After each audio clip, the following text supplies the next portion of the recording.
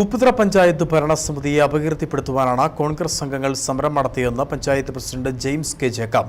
എല്ലാ നിയമങ്ങളും പാലിച്ചാണ് ഭൂമി വാങ്ങുന്നത്. കമ്മിറ്റിയിൽ ചർച്ച ചെയ്ത ഒറ്റക്കെട്ടായി എടുത്ത തീരുമാനത്തിന് ശേഷമാണ് നടപടിയുമായി മുൻപോട്ട് പോകുന്നത്. കമ്മിറ്റിയിൽ വരാതെ ഒരംഗം പരാതി നൽകിയത് ആക്ഷേപകരമാണെന്നും കോൺഗ്രസ് അംഗങ്ങൾ എക്കാലവും മാധ്യമ ശ്രദ്ധയുണ്ടാക്കി ഭരണസമിതിയെ അപകീർത്തിപ്പെടുത്തുകയാണ് ചെയ്യുന്നതെന്നും ജെയിംസ് കെ ജേക്കബ് പറഞ്ഞു.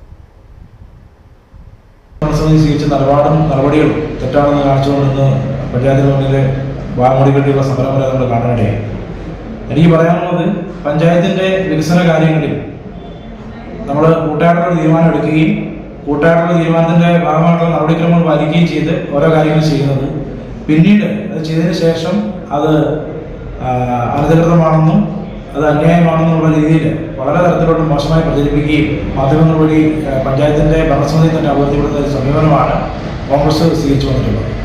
നാളിതുവരെ നമ്മൾ പഞ്ചായത്തിന്റെ കാര്യങ്ങളുമായി ബന്ധപ്പെട്ട് പഞ്ചായത്ത് ഭരണസമിതിയുടെ വ്യക്തമായ തീരുമാനത്തിന് പുറത്ത് ചെയ്തിരിക്കുന്ന ആദ്യം നമുക്കറിയാം, നമ്മുടെ ക്രിമിറ്റോറിയം നിർമ്മാണവുമായി ബന്ധപ്പെട്ട് സ്ഥലം മേടിക്കുന്നതുമായി ബന്ധപ്പെട്ട് നിലവിൽ നമ്മുടെ സ്ഥലം മേടിക്കാനുള്ള സംവിധാനം സർക്കാർ വാല്യുവേഷൻ പ്രകാരം മാത്രമാണ് നമുക്ക് സ്ഥലം പഞ്ചായത്തുകൾക്ക് അല്ലെങ്കിൽ സർക്കാർ സ്ഥാപനങ്ങൾക്ക് ആർജിക്കാനായിട്ട് സാധിക്കുന്നത്.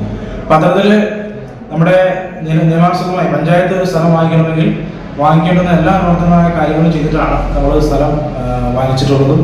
അത് വ്യക്തമായിട്ടുള്ള കമ്മിറ്റി തീരുമാനങ്ങൾ, പർച്ചേസ് കമ്മിറ്റി തീരുമാനങ്ങൾ, നമ്മുടെ ജില്ലാ നിന്നുള്ള ജോയിന്റ് ഡയറക്ടറുടെ പഞ്ചായത്ത് ജോയിന്റ് ഡയറക്ടറുടെ നമ്മുടെ സൂട്ടബിലിറ്റി സർട്ടിഫിക്കറ്റ്, അതോടൊപ്പം തന്നെ ഏത് സംവിധാനമാണോ വേണ്ടത്, ശുചിത്വ മിഷനുമായി ബന്ധപ്പെട്ടതാണ് ശുചിത്വ മിഷന്റെ സൂട്ടബിലിറ്റി സർട്ടിഫിക്കറ്റ്, അങ്ങനെ എല്ലാ സംവിധാനവും, അതുപോലെ തഹസീൽദാരുടെ വാല്യുവേഷൻ സർട്ടിഫിക്കറ്റ്, ഇങ്ങനെയുള്ള മുഴുവൻ കാര്യങ്ങളും ഉൾപ്പെടുത്തിയിട്ടാണ് നമ്മൾ കാര്യങ്ങൾ